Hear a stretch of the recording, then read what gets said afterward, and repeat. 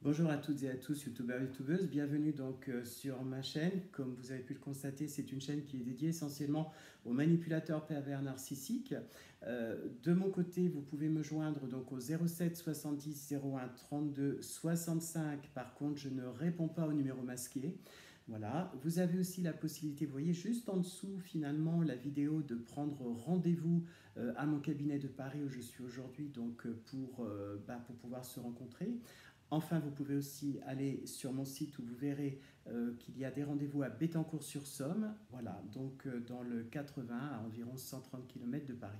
Voilà, donc je voudrais faire cette vidéo aujourd'hui pour clore un peu un triptyque que j'ai fait, qui est extrêmement important pour moi et qui va pouvoir peut-être répondre de manière un peu plus concrète à une autre facette dont on parle très peu face justement aux manipulateurs pervers narcissiques, qui est la peur de l'abandon et comment le manipulateur va utiliser chez sa victime la peur de l'abandon comme étant une arme terrifiante en fait pour l'empêcher finalement de reprendre son indépendance et l'empêcher surtout de pouvoir se retrouver et apporter finalement les bonnes réflexions face à sa situation.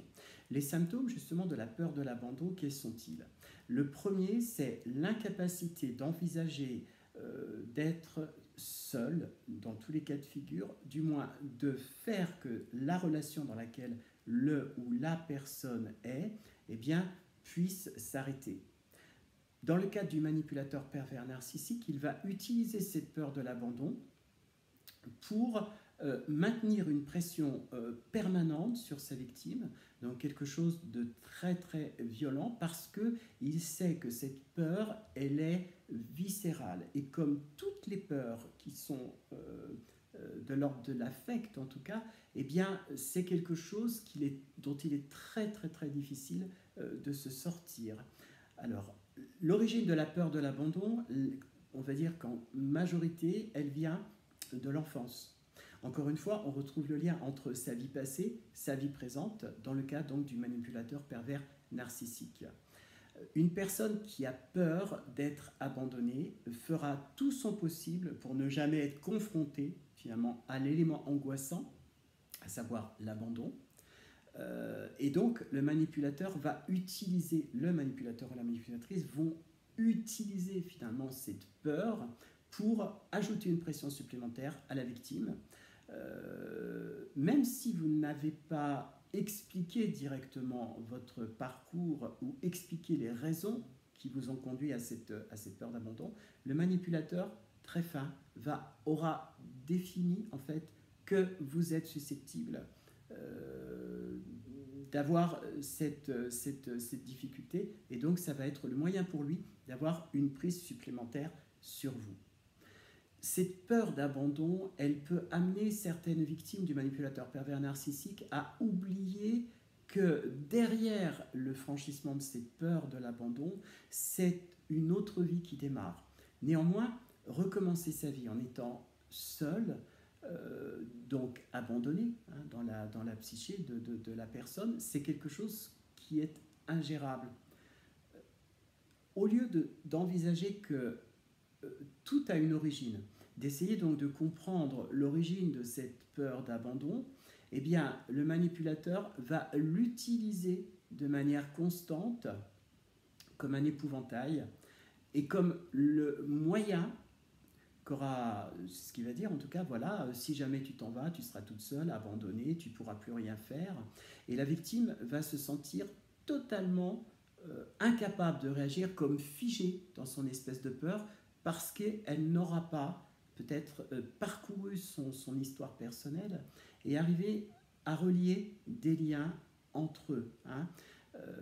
Comme je l'ai dit, le manipulateur n'a aucune notion d'amour, donc sa victime est déshumanisée. Sa victime, il n'en a pas besoin autrement que pour se glorifier, pour être essentiel en fait à sa propre image. Voilà. Et donc la victime tant qu'il la tient, il va essayer par tous les moyens de la manipuler. Et ça fait aussi suite aux dernières vidéos que j'ai faites où j'aborde le problème de la sexualité utilisée par les manipulateurs pervers narcissiques.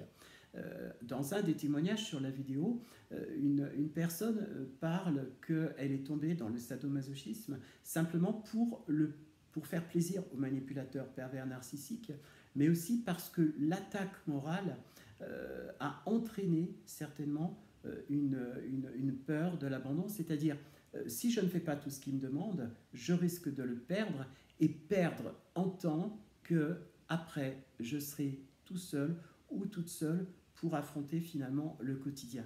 Et c'est là que finalement tout le schéma de la manipulation va agir comme un catalyseur au travers de ce triptyque dont j'ai parlé tout à l'heure.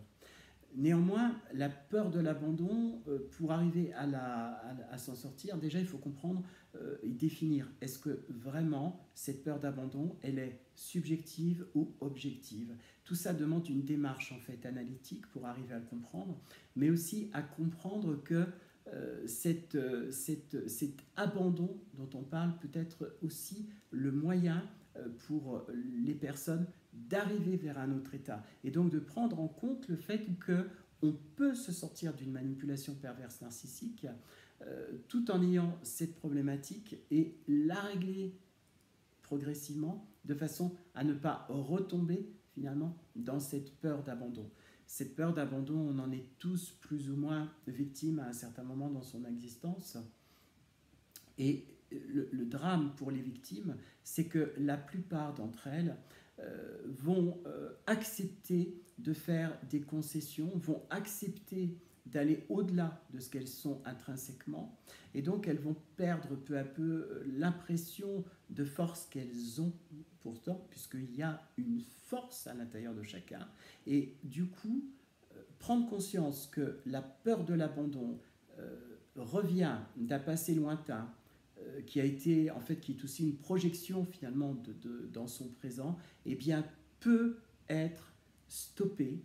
Et c'est aussi mettre face à ses responsabilités, en fait, le manipulateur pervers narcissique. Voilà, j'ai été très succinct, j'aurai l'occasion de revenir dessus. Merci beaucoup pour m'avoir écouté. À tous, à très très bientôt. Ciao, ciao, ciao.